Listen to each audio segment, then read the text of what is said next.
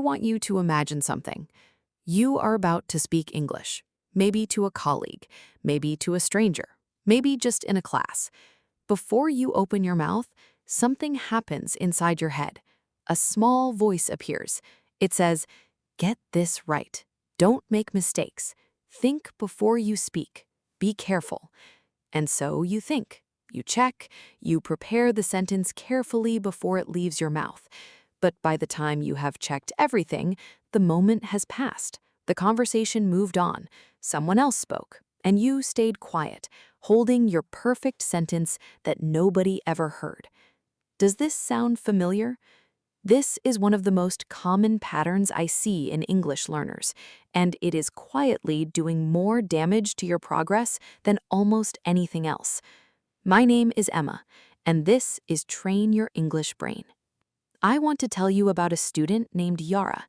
Yara had very strong English knowledge. Her grammar was good, her vocabulary was wide. When she wrote English, she was excellent, careful, accurate, thoughtful.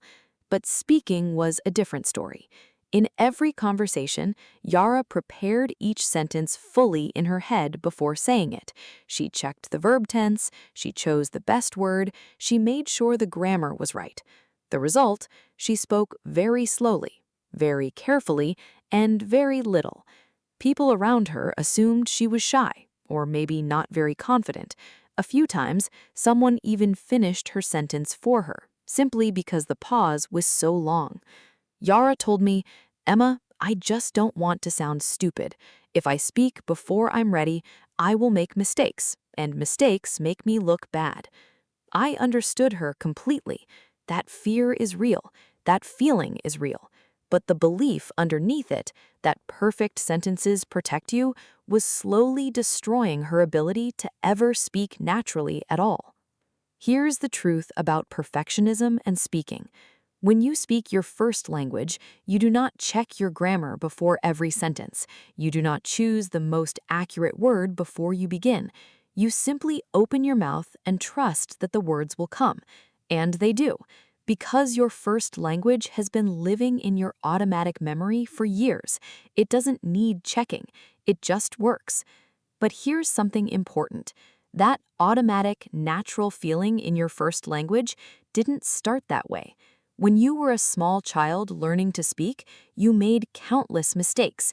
You used wrong words, you built strange sentences, you said things that made adults smile, and nobody told you to stop and check your grammar first. You became fluent in your first language by speaking imperfectly, constantly, freely, without stopping yourself every few seconds to verify that everything was correct. English fluency works exactly the same way, but perfectionism tries to skip that messy, imperfect, necessary stage entirely, and you simply cannot skip it. Nobody can. I want to explain what perfectionism actually does inside your brain during a conversation. When you stop to mentally check a sentence before speaking, you are using a part of your brain called the prefrontal cortex. This is the part responsible for careful, conscious decision-making. It is slow, it is thorough, and it is completely incompatible with the fast, automatic processing that natural conversation actually requires. Natural speaking uses a different part of your brain entirely, the parts responsible for automatic, practiced, procedural skills. These parts work fast, below conscious awareness, without deliberate checking. Every time you interrupt your speaking to consciously check grammar, you are pulling yourself out of the fast, automatic system and into the slow, deliberate one. The slow system is useful for writing emails, preparing speeches, or studying grammar rules, but it cannot keep up with a real conversation. It was never designed to. Yara's careful checking wasn't making her English better in the moment. It was preventing her automatic system from ever getting the practice it needed to develop in the first place. I want to be clear about something here. Accuracy matters. Grammar matters. Vocabulary matters. I am not saying these things are unimportant.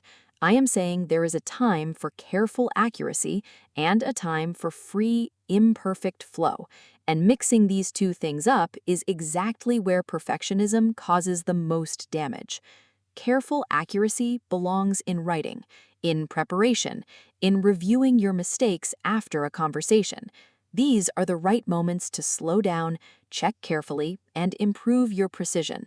Free, imperfect flow belongs in actual speaking practice, in conversation, in the moments when your goal is not to produce a perfect sentence, but to practice the act of speaking itself, building the automatic system that eventually makes natural conversation possible. Yara's careful checking wasn't making her English better in the moment, it was preventing her automatic system from ever getting the practice it needed to develop in the first place. I want to be clear about something here. Accuracy matters. Grammar matters. Vocabulary matters. I am not saying these things are unimportant. I am saying there is a time for careful accuracy and a time for free, imperfect flow.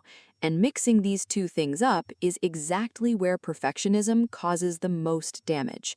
Careful accuracy belongs in writing, in preparation, in reviewing your mistakes after a conversation. These are the right moments to slow down, check carefully, and improve your precision.